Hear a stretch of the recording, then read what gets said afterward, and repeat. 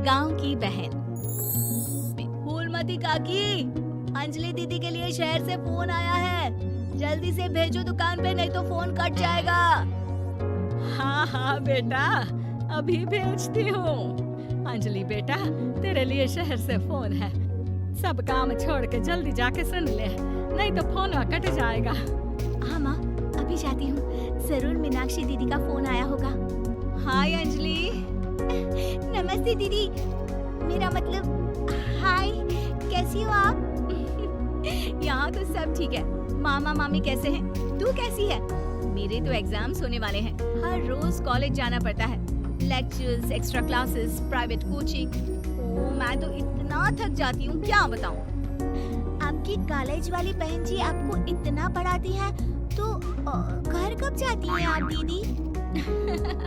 अरे नहीं नहीं, ये सब सिर्फ मेरी प्रोफेशन ही पढ़ाती, मैं अलग से दूसरे टीचर्स के पास भी पढ़ने जाती हूँ। दीदी, फिर तो आप बहुत थक जाती होगी ना, आप ना पैदल मत जाया करो, टांगा ले लिया करो दीदी। नहीं मेरी भोली बहन, ना मैं पैदल जाती हूँ, ना ही यहाँ टांगा मिलता है, मैं बस से जाती हूँ और थोड़ी दूरी के लिए रिक्शा ले लेती हूँ। सच्ची? वहाँ पर टांगे नहीं, बस चलती है? वाह, वो भी हर रोज? हमारे गांव में भी बस आती है, दिन में 2 बार। यही तो खास बात है शहर की, यहाँ बसें पूरा दिन दौड़ती हैं सड़कों पर, और सिर्फ बसें ही नहीं, कार, स्कूटर और ट्रक भी, और तो और थोड़ी दूरी पर तो हवाई जहाज भी है, जहाँ से हवाई जहाज आसमान में उड़ते हैं।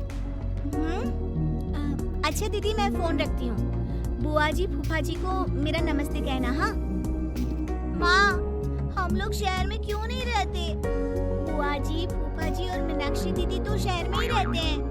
अरे क्योंकि तेरे बुआ जी की शादी शहर में हुई थी, इसलिए बेटा। शादी से पहले वो भी तेरे पापा और दादा दादी के साथ गांव में ही रहती थी। तो फिर माँ, मुझे शहर भेज दो ना, मैं भी शहर देखना चाहती हूँ। इतनी बार मीनाक्षी दीदी से शहर के बारे में सुन चुकी हूँ, अब मैं भी वहाँ जाकर देखना चाहती हूँ। बस आप मुझे शहर भेज दो। ठीक है, इस बार गर्मियों की छुट्टियों में कुछ दिन रह आना शहर, अपनी बुआ के घर। अब तो खुश ना? हाँ माँ, बहुत खुश। आप देखना, मैं शहर जाके कितने मजे करती हूँ। अंजलि अगले दिन स्कूल जाती है और वहाँ अपने सारे दोस्तों को अपने शहर जाने की बात बताकर चिढ़ाती है। अरे श्रद्धा, शीतल, सरोज, तुम लोग इन गर्मियों की छुट्टियों में कहाँ जा रही हो? एकादशी वाले गांव के मेले में। हम तो दूसरे गांव में नानी के घर जाएंगे, उनका घर नहर के किनारे है, बड़ा मजा आएगा। हम इस बार कहीं नहीं जा रहे, बल्कि हमारे घर में रहने के लिए मेहमान आएंगे। और तू? अरे मेरा क्या है, मैं तो बस पास वाले शहर जा रही हूँ, अपनी बुआ जी के घर, वहीं रहूंगी कुछ दिन। तुम लोग चिंता मत करना, मैं चिट्ठी लिखूंगी तुम सबको वहाँ से। पापा, मुझे तो चक्कर आ रहे हैं, जी घबरा रहा है। बेटा, शहर आने की जिद भी तो तूने ही की थी, अब पहली बार बस में चढ़ी है तो यही होना था। तो अरे मामा जी, अंजलि, आप लोग आने से पहले बता तो देते, मैं लेने आ जाती बस स्टैंड तक। आओ आओ भैया, आओ बेटी अंजलि। माँ बुआ जी कैसे हैं वहाँ, और भाभी कैसी हैं? सब ठीक है, बस अंजलि जिद कर रही थी कुछ दिन आप लोगों के साथ रहने की, सो छोड़ने आ गया। दीदी, आप मुझे शहर घुमाने ले जाओ ना, मुझे भी शहर देखना है। हाँ हाँ, चल तैयार हो जा जल्दी से। अंजलि तैयार होने जाती है और कुछ देर बाद जब बाहर आती है तो अरे ये क्या कर दिया तूने? मार्केट तक ही तो जाना है, इतनी डार्क रेड लिपस्टिक, इतने बड़े बड़े झुमके और चूड़ियां और चेहरे पर इतना सारा पाउडर। मेरी बहन, ऐसे नहीं चलेगा, जा और ये सब हटा के आ। अरे कैसे, क्यों? मैंने शहर आने के लिए इतनी मेहनत से ये सब इकट्ठा किया था, और वैसे भी मैंने देखा है मोहल्ले की राधा काकी के टीवी पर एक फिल्म चल रही थी, उसमें हीरोइनें ना ऐसे ही तैयार होकर जाती है घूमने। सब पता है मुझे, मैं तो ऐसे ही जाऊंगी दीदी। अंजलि शहर की चकाचौंध को देखकर बहुत हैरान और खुश होती है। ऊंची ऊंची इमारतें, सड़क पर दौड़ती गाड़ियाँ, बड़ी बड़ी दुकानें, उसकी एक्साइटमेंट का ठिकाना नहीं था।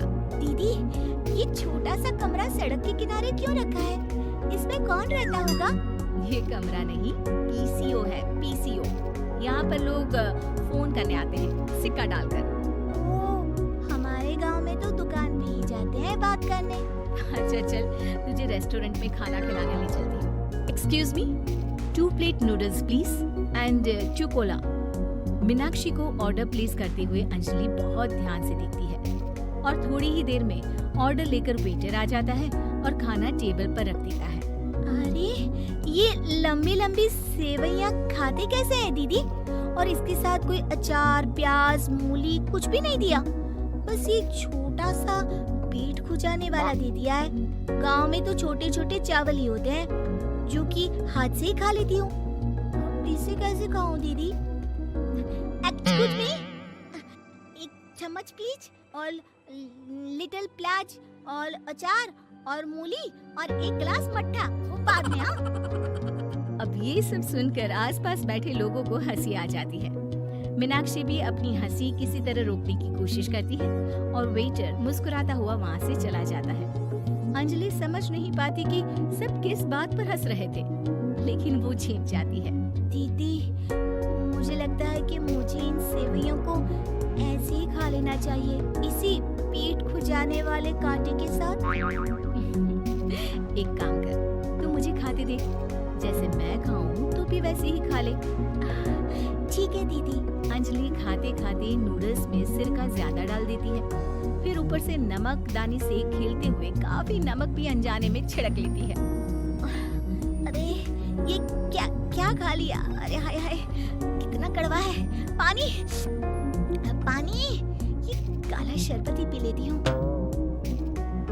और जल्दबाजी में अंजलि जल्दी जल्दी कोला पी लेती है, जिससे उसके नाक में झंझनाहट होती है। दीदी, मुझे ले चलो यहाँ से। मैं ये सब शहरी खाना नहीं खा सकती। अब शर्म के मारे मीनाक्षी अपनी बहन को वापस घर ले जाती है और कहती है कि देख अंजलि, माना कि शहर और गांव एक दूसरे से बहुत अलग है, लेकिन इसका मतलब ये नहीं कि हमेशा शहर ही बेहतर हो और उस वजह से हमें वो सब करना पड़े जो हम नहीं कर सकते। शहर में सहूलतें तो हैं ही, पर चुनौतियां भी हैं। हम जहाँ भी रहें, हमें कभी अपने आप को कम या ज्यादा नहीं समझना चाहिए। और किसी भी नई जगह में ढलने में समय लगता है, उसके लिए तुम्हें दूसरों की नकल करने की कोई जरूरत नहीं है। बेटा, घूम लिया शहर या अभी और घूमना है? नहीं पापा, मैं अपनी गलती समझ गई हूँ। आप गांव ही ले चलिए मुझे।